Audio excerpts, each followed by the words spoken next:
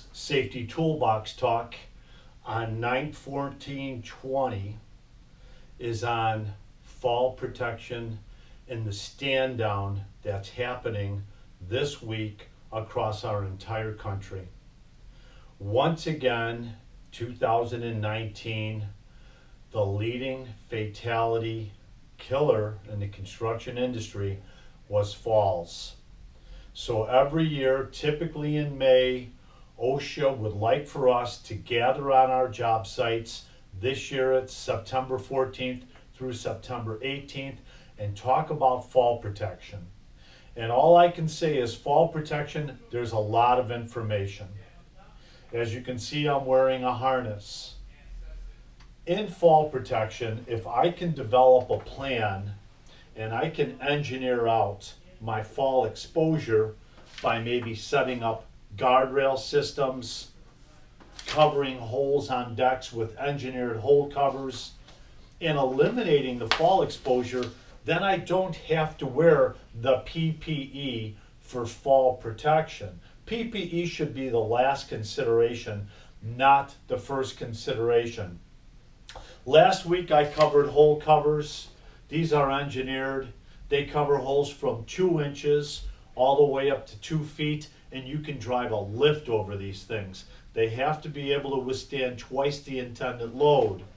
When it comes to guardrail systems on any leading edges, we have a top rail, a mid rail, and a toe board. The top rail is usually 42 inches off the plane we're working on. It has an outward force of 200 pounds and it should not deflect more than 2 inches. The mid-rail has an outward force of 150 pounds and the toe board has an outward force of 50 pounds. When you're walking your job sites and you're looking at these guardrails, I like to walk up to them and just give them a little bit of a push to make sure that they're sound and that no one had manipulated them to where they're loose and they wouldn't withstand one of us running into them and falling over that leading edge. But moving more into what we do here at Bergling Construction Company, we give out harnesses during our orientation and we want that harness to fit this person. So this is a medium harness and it fits me very well. I've got my leg straps on. They don't have any manipulation to the leg straps. There's no grease and oil all over this thing. I am supposed to inspect my harness every day, every use, prior to use to make sure that it is in good working condition and that my D-ring is between my shoulder blades and not at my lumbar spine. Now this harness here, I took out of service on a job. This is very, very old. Even the engineered label is not legible. These old harnesses, remember, you're risking your life when you wear an old, decrepit harness like this. These need to be taken out of service. While we're tying off, if we have to wear a harness, we like to use particular 6-foot shock absorbing lanyards. One end goes to my D-ring. The other end goes to a 5,000-pound anchor point, such as this engineered D-ring that's tagged and labeled.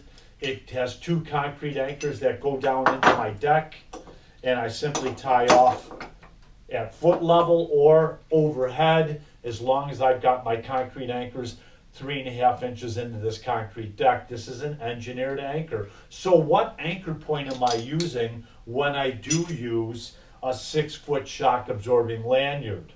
On the other hand, for our suspended work, we have our double locking snap hook go to the D-ring, and we have a rope grab apparatus that rides the rope above us, and we just simply slide this along with us. And this will shorten our fall distance on a rope if we're hanging on the side of a building.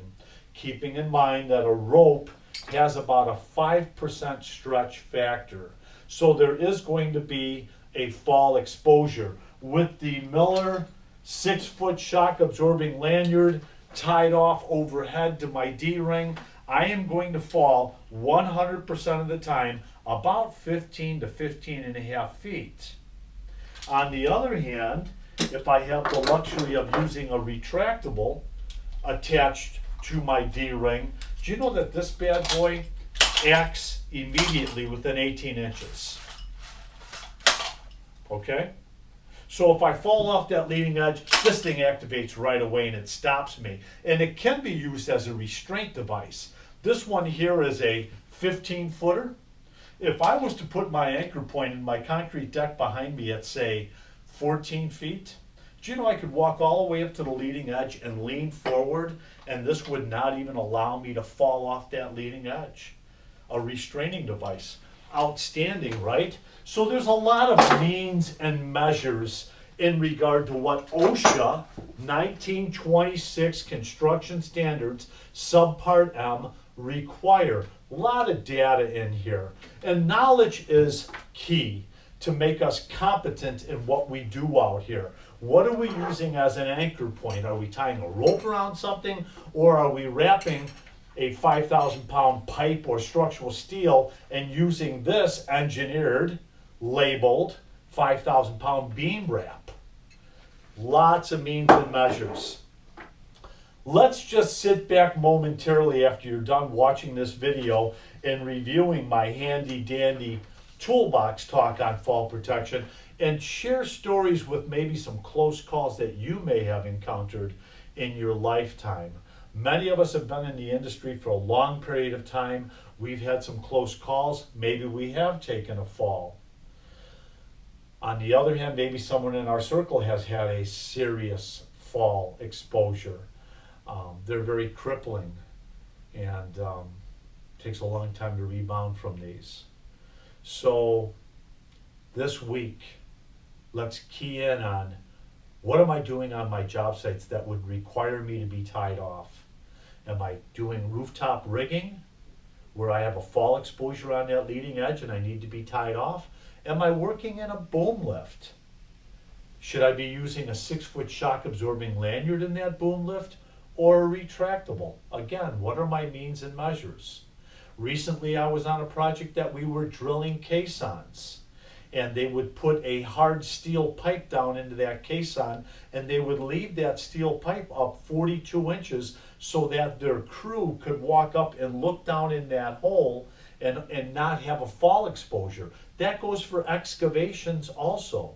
Anytime an individual walks up on an excavation that's deeper than the nationwide rule, 6 feet, anything fall protection more than 6 feet, we have to protect ourselves.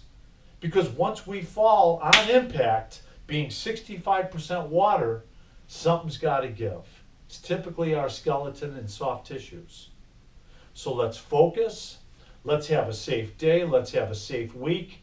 And let's take a hard look at our jobs, our tasks, and how we're going to protect ourselves from fall exposures. Thank you.